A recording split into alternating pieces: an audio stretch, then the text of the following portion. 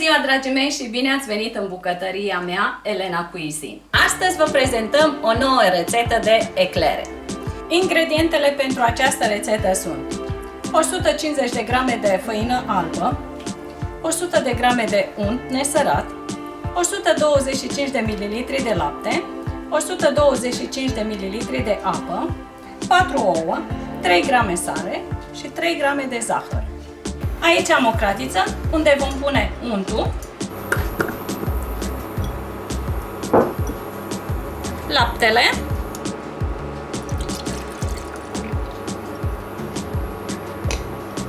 apa, sarea și zahărul. Și le lăsăm pe foc până când dă într-un clocot. Amestecați tot timpul. Dragele mele, observați că a început să fiarbă. Luăm cratița deoparte.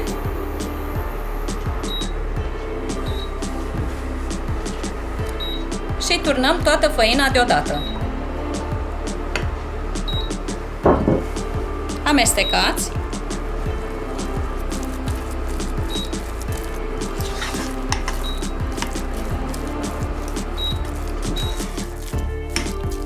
Amestecați foarte bine ca să nu rămână cocoloase.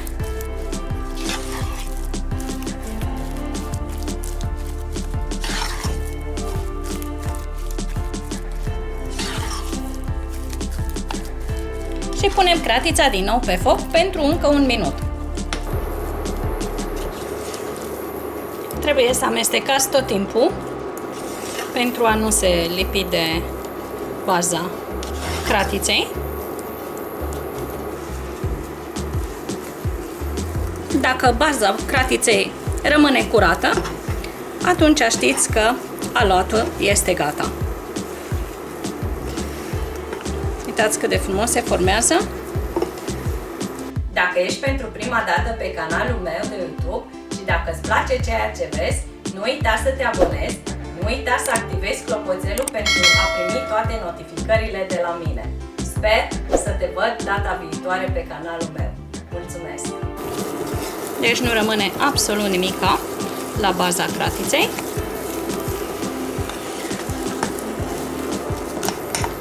Închidem focul și îl lăsăm pentru 2 minute deoparte. În bolul unui robot de bucătărie turnăm compoziția.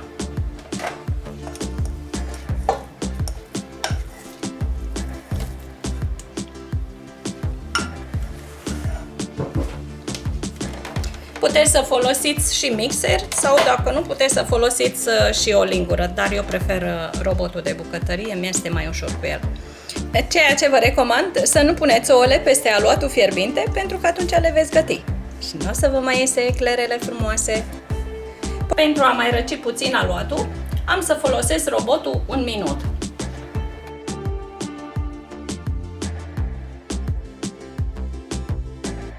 Încorporăm pe rând ouăle.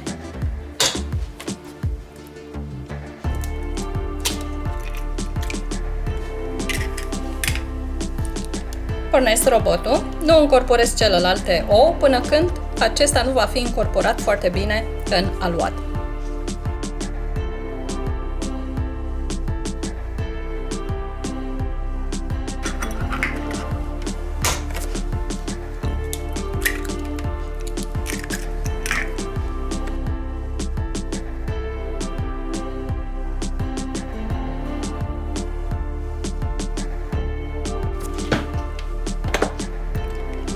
Dragele mele, aceasta este textura. Ea nu trebuie să fie nici prea moale, nici prea tare. Am transferat aluatul într-un poș, la capăt am un dui înstelat. Aici am o tavă pe care am tapetat-o cu hârtie de cop la bază. Puteți să le faceți de mărimea pe care dumneavoastră doriți, dar să lăsați distanță între ele, deoarece ele vor crește foarte mult. Observați că eu las aluatul să curgă singur, deci nu fac mișcările foarte rapide.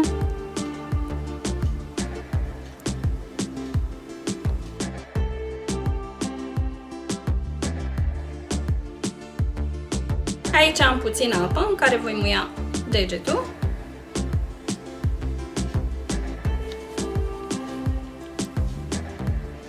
Dragele mele, punem tava în cuptorul preîncălzit la 175 de grade pentru 45 de minute.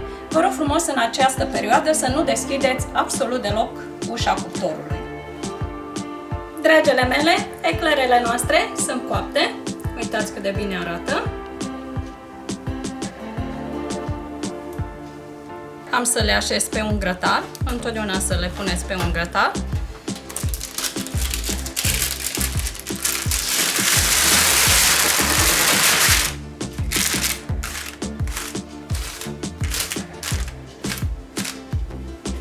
Și le lăsăm la răcit. Pentru cremă și glazură avem nevoie de frișcă lichidă, 600 de ml, o ciocolată de 100 de grame albă și o ciocolată de 100 de grame neagră. Am pus ciocolata în două boluri diferite. Aici am 100 de ml de frișcă lichidă, care am să o turn peste ciocolată.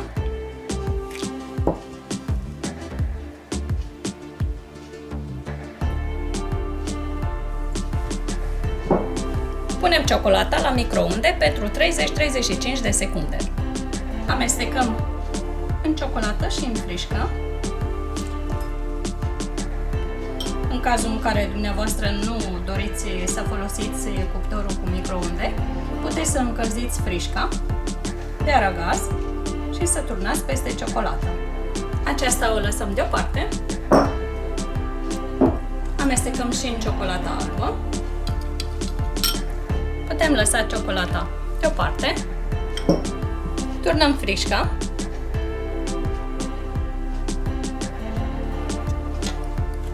Eu nu am să folosesc zahăr, deoarece frișca mea este dulce.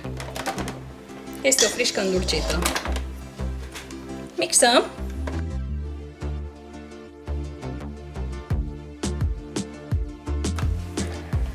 Avem pregătită și crema de frișcă. Ia uitați-o cât de frumos arată. Foarte frumos arată. Haideți să umplem eclerele.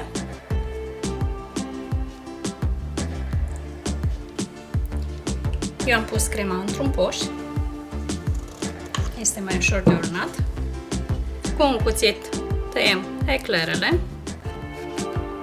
Eu le tai puțin mai deasupra, nu chiar la mijloc.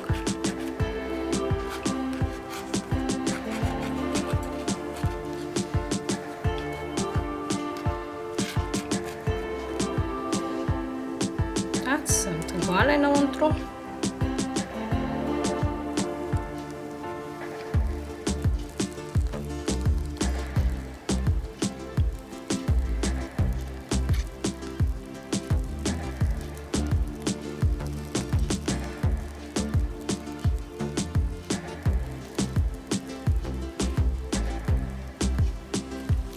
Dragii mei, haideți să și glazurăm eclerele.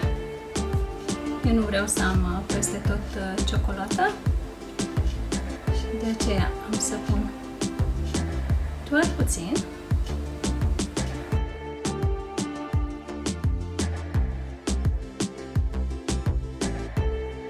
Haideți să urnăm și cu ciocolata albă.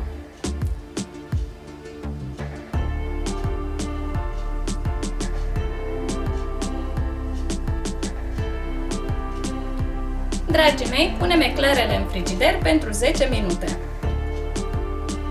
Dragii mei, sperăm să vă placă această rețetă, sperăm din suflet să o încercați. Dacă vă plac rețetele noastre, nu uitați să vă abonați pe canalul nostru de YouTube, Elena Cuisine. Până la următoarea rețetă, să ne auzim cu bine! La revedere!